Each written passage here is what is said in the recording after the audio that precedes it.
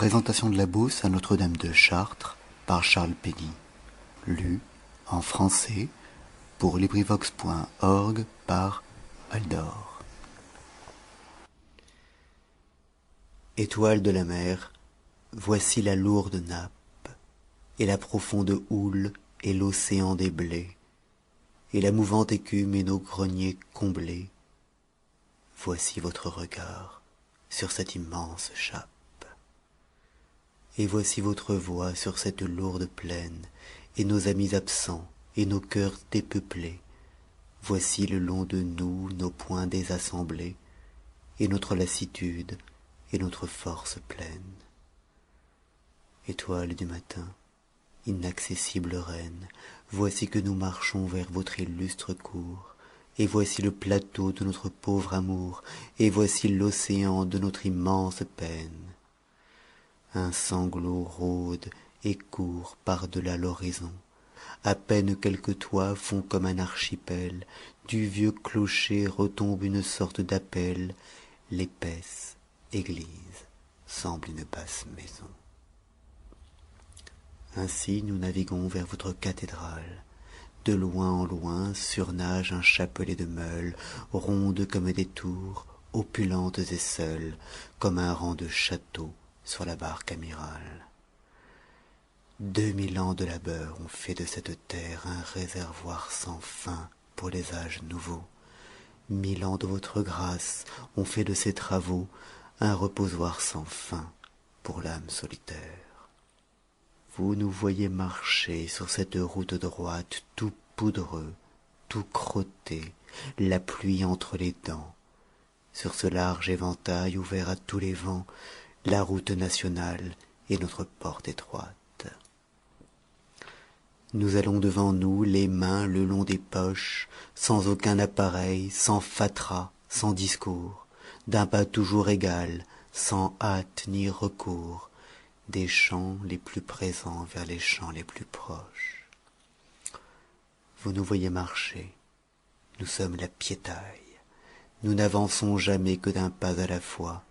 Mais 20 siècles de peuples, et 20 siècles de rois, et toutes leurs séquelles, et toutes leurs volailles, et leurs chapeaux à plumes avec leurs valetailles, ont appris ce que c'est que d'être familier, et comme on peut marcher, les pieds dans ses souliers, vers un dernier carré le soir d'une bataille. Nous sommes nés pour vous au bord de ce plateau, dans le recourbement de notre blonde Loire, et ce fleuve de sable et ce fleuve de gloire n'est là que pour baiser votre auguste manteau. Nous sommes nés au bord de ce vaste plateau, dans l'antique Orléans sévère et sérieuse, et la Loire coulante et souvent limoneuse n'est là que pour laver les pieds de ce coteau. Nous sommes nés au bord de votre plate Beauce, et nous avons connu, dès nos plus jeunes ans, le portail de la ferme, et les durs paysans, et l'enclos dans le bourg, et la bêche, et la fosse. Nous sommes nés au bord de votre Beauce plate, et nous avons connu, dès nos premiers regrets, ce que peut recéler de désespoir secret un soleil qui descend dans un ciel écarlate, et qui se couche au ras d'un sol inévitable, dur comme une justice, égal comme une barre, juste comme une loi, fermé comme une mare, ouvert comme un beau socle et plan comme une table. Un homme de chez nous, de la glèbe féconde, a fait jaillir ici d'un seul enlèvement, et d'une seule source et d'un seul portement, vers votre Assomption la flèche unique au monde. Tour de David, voici votre tour Bosseronne, c'est l'épi le plus dur qui soit jamais monté vers un ciel de clémence et de sérénité, et le plus beau fleuron dedans votre couronne. Un homme de chez nous a fait ici jaillir, depuis le ras du sol jusqu'au pied de la croix, plus haut que tous les saints, plus haut que tous les rois, la flèche irréprochable et qui ne peut faillir. C'est la gerbe et le blé qui ne périra point, qui ne fanera point au soleil de septembre, qui ne gèlera point aux rigueurs de décembre, c'est votre serviteur et c'est votre témoin. c'est la tige et le blé qui ne pourrira pas, qui ne flétrira point aux ardeurs de l'été, qui ne moisira point dans un hiver gâté, qui ne transira point dans le commun trépas. C'est la pierre sans tache et la pierre sans faute, la plus haute oraison qu'on ait jamais portée, la plus droite raison qu'on ait jamais jetée, et vers un ciel sans bord, la ligne la plus haute. Celle qui ne mourra le jour d'aucune mort, le gage et le portrait de nos arrachements, l'image et le tracé de nos redressements, la laine et le fuseau des plus modestes sorts. Nous arrivons vers vous du lointain Parisis. Nous avons pour 3 jours quitté notre boutique et l'archéologie avec la sémantique et la maigre Sorbonne et ses pauvres petits. D'autres viendront vers vous du lointain Beauvaisis. Nous avons pour 3 jours laissé notre négoce et la rumeur géante et la ville colosse. D'autres viendront vers vous du lointain Cambrésis. Nous arrivons vers vous de Paris capitale. C'est là que nous avons notre gouvernement, et notre temps perdu dans le lanternement, et notre liberté décevante et totale. Nous arrivons vers vous de l'autre Notre-Dame, de celle qui s'élève au cœur de la cité, dans sa royale robe et dans sa majesté, dans sa magnificence et sa justesse d'âme. Comme vous commandez un océan d'épis, là-bas vous commandez un océan de têtes, et la moisson des deuils et la moisson des fêtes se couchent chaque soir devant votre parvis. Nous arrivons vers vous du noble Hurepoix. C'est un commencement de beauce à notre usage, des fermes et des champs taillés à votre image, mais coupés plus souvent par des rideaux de bois. Et coupés plus souvent par de creuses vallées, pour l'ivette et la bièvre et leur accroissement, et leurs savants détours et leurs dégagements, et par les beaux châteaux et les longues allées. D'autres viendront vers vous du noble Vermandois et des vallonnements de bouleaux et de saules. D'autres viendront vers vous des palais et des geôles, et du pays picard et du vert vendomois. Mais c'est toujours la France, ou petite ou plus grande, le pays des beaux blés et des encadrements, le pays de la grappe et des ruissellements, le pays de genêts, de bruyères, de landes. Nous arrivons vers vous du lointain Palaiseau, et des faubourgs d'Orsay par Gometz le Châtel, autrement dit Saint-Clair. Ce n'est pas un castel, c'est un village au bord d'une route en biseau. Nous avons débouché, montant de ce coteau, sur le ras de la plaine et sur Gometz la ville, au-dessus de Saint-Clair. Ce n'est pas une ville, c'est un village, au bord d'une route en plateau. Nous avons descendu la côte de Limours. Nous avons rencontré 3 ou 4 gendarmes. Ils nous ont regardés, non sans quelques alarmes, consulter les poteaux au coin des carrefours. Nous avons pu coucher dans le calme Dourdan. C'est un gros bourg très riche et qui sent sa province. Fiers, nous avons longé, regardé comme un prince, les fossés du château coupés comme un redent. Dans la maison amie, hôtesse et fraternelle, on nous avait couchés dans le lit du garçon. 20 ans de souvenirs était notre échanson. Le pain nous fut coupé d'une main maternelle. Toute notre jeunesse était là solennelle. On prononça pour nous le bénédicité. 4 siècles d'honneur et de fidélité faisaient des draps du lit une couche éternelle. Nous avons fait semblant d'être un gai pèlerin et même un bon vivant et d'aimer les voyages, et d'avoir parcouru 131 bailliages, et d'être accoutumé d'être sur le chemin. La clarté de la lampe éblouissait la nappe. On nous fit visiter le jardin potager. Il donnait sur la treille et sur un beau verger. Tel fut le premier gîte et la tête d'étape. Le jardin était clos dans un coude de l'orge. Vers la droite, il donnait sur un mur bocagé, surmonté de rameaux et d'un arceau léger. En face, un maréchal, et l'enclume, et la forge.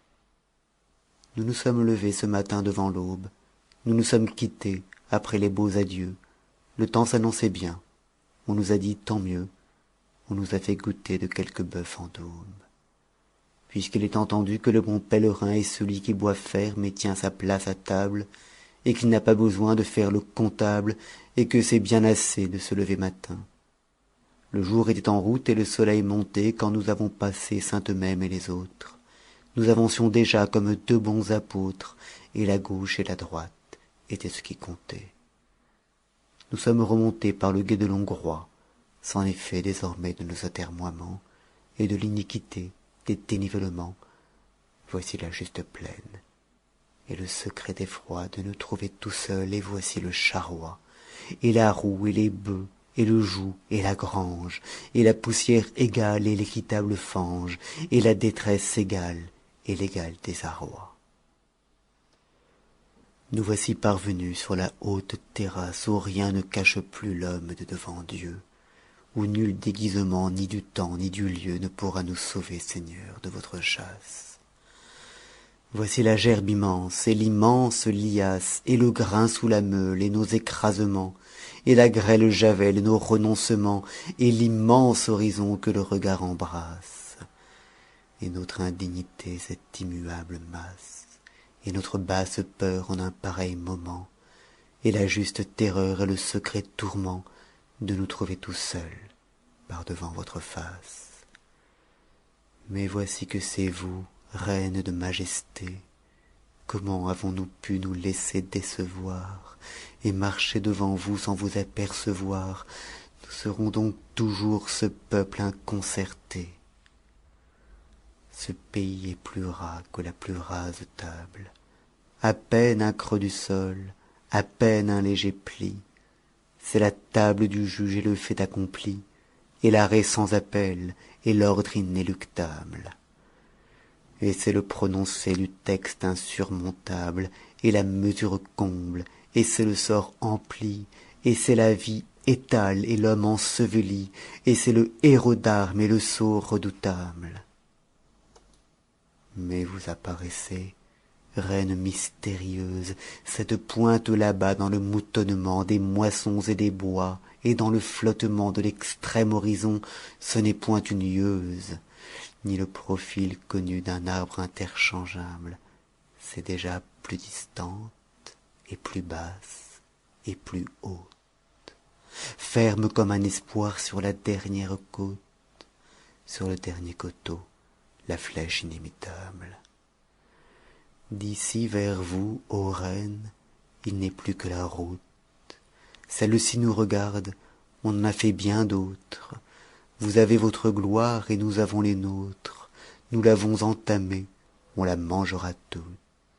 Nous savons ce que c'est qu'un tronçon qui s'ajoute au tronçon déjà fait, et ce qu'un kilomètre demande de jarret, et ce qu'il faut en mètres.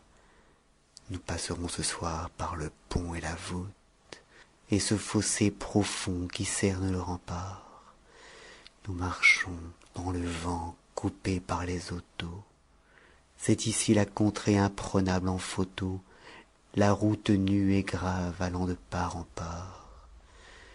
Nous avons eu bon vent de partir dès le jour.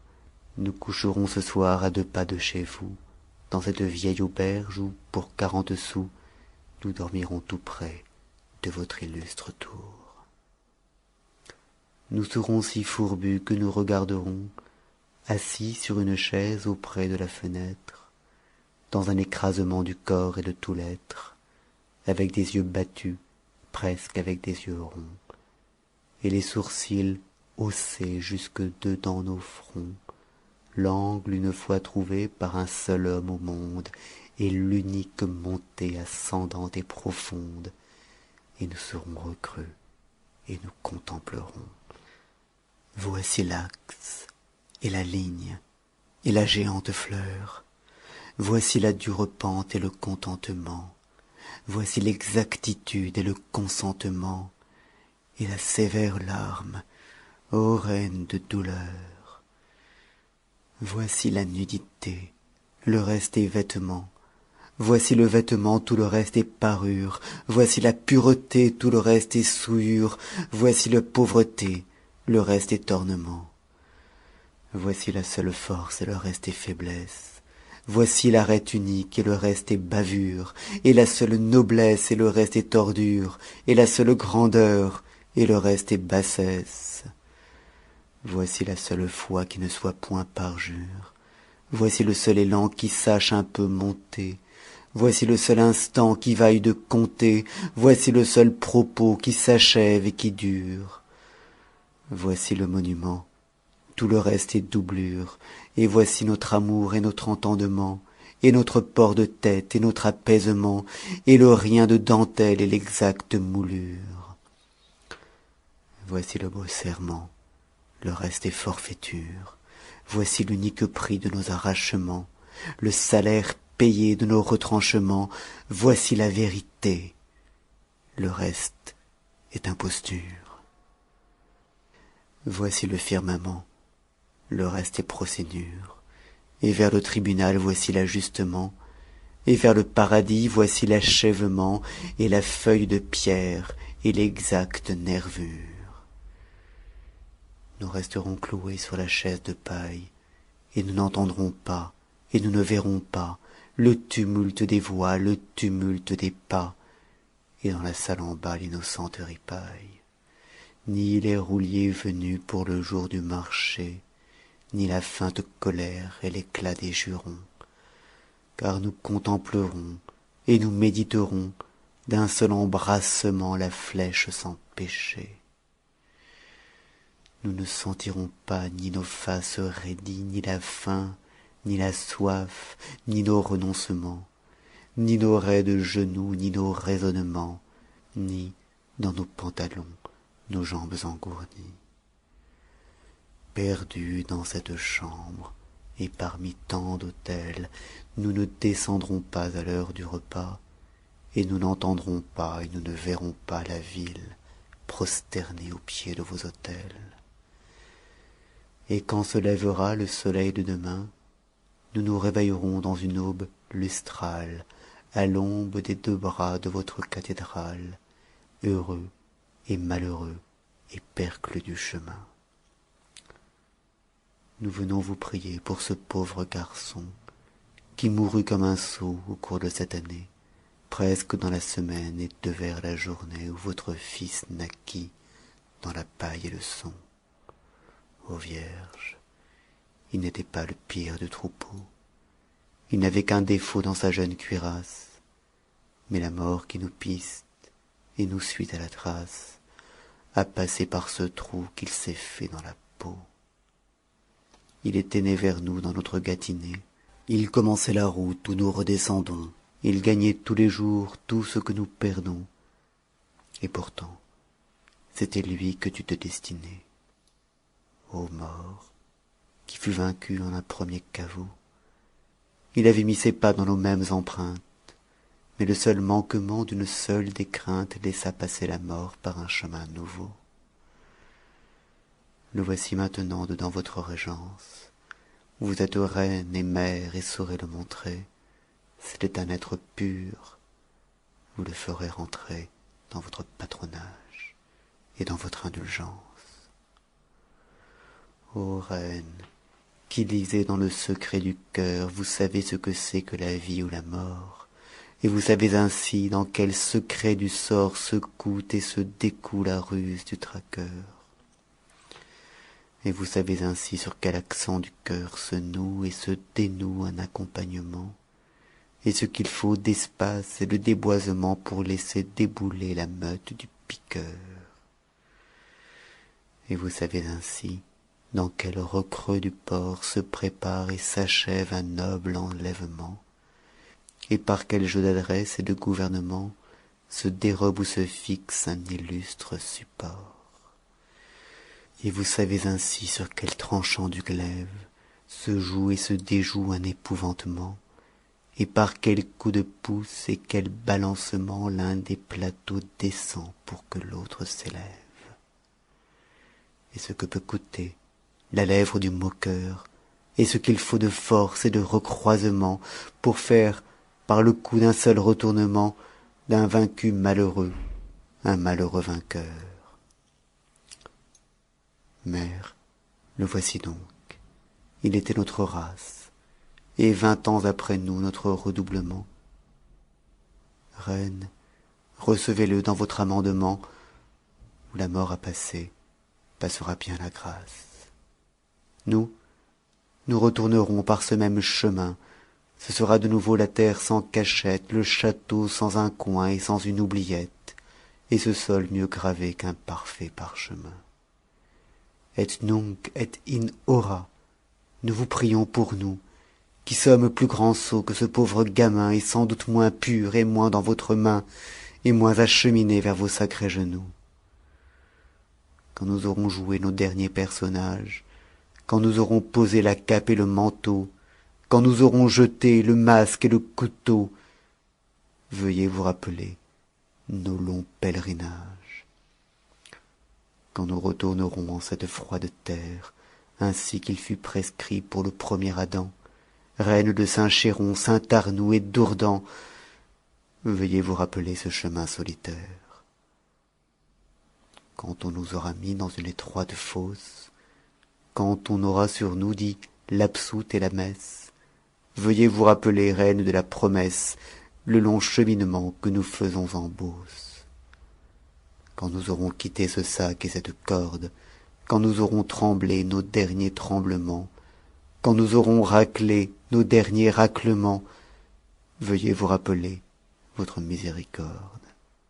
Nous ne demandons rien, refuge du pécheur, que la dernière place en votre purgatoire, pour pleurer longuement notre tragique histoire, et contempler de loin votre jeune splendeur. Fin du poème. Cet enregistrement fait partie du domaine public.